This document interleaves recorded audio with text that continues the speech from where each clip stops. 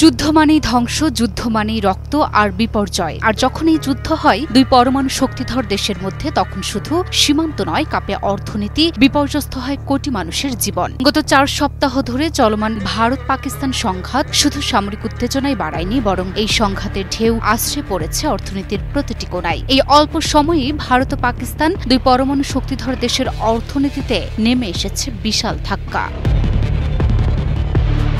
ভারত ও পাকিস্তানের মধ্যকার চলমান সংঘর্ষ দুই দেশকেই বিপুল অর্থনৈতিক ক্ষতির মুখে ফেলেছে। তাদের চলমান সংঘর্ষ এতটাই ভয়াবহ আকার ধারণ করেছে যে দুপক্ষ মিলিয়ে ক্ষতির অঙ্ক পৌঁছে গেছে $1/2 ট্রিলিয়ন ছুঁই। 4 সপ্তাহের সামরিক ও অর্থনৈতিক বিশ্লেষণে দেখা যাচ্ছে যুদ্ধের মোট ব্যয় $500 বিলিয়ন ছাড়িয়ে গেছে।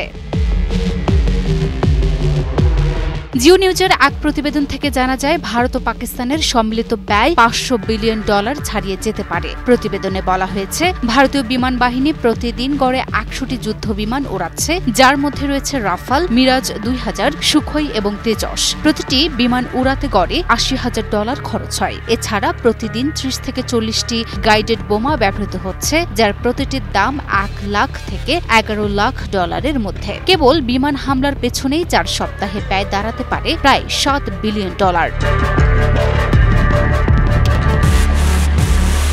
এছাড়া প্রতিদিন ভারত থেকে 10টি ব্রহ্মোস এবং 10 থেকে 20টি প্রলয় ব্যালিস্টিক ক্ষেপণাস্ত্র নিক্ষেপ করা হচ্ছে, যার দৈনিক খরচ প্রায় $150 মিলিয়ন। এই খাতে 4 সপ্তাহে ব্যয় হতে পারে $4.5 বিলিয়ন। জ্বালানির মূল্য, আকাশ প্রতিরক্ষা এবং নৌবাহিনীর প্রস্তুতি সহ অন্যান্য সামরিক ব্যয় যোগ করলে প্রতিদিন ভারতের ক্ষতি প্রায় $110 মিলিয়ন, যা 4 সপ্তাহে দাঁড়াতে পারে প্রায় $5.4 বিলিয়ন। পাকিস্তানেরও বিপুল পরিমাণে সামরিক ব্যয় হচ্ছে। বিমান বাহিনীর হামলা ও টহলে প্রতিদিন খরচ হচ্ছে $25 মিলিয়ন বেশি। এতে 4 সপ্তাহে ব্যয় হবে প্রায় $1 বিলিয়নের বেশি। ড্রোন ও ক্ষেপণাস্ত্র হামলায় খরচ ধরা হয়েছে $450 মিলিয়ন।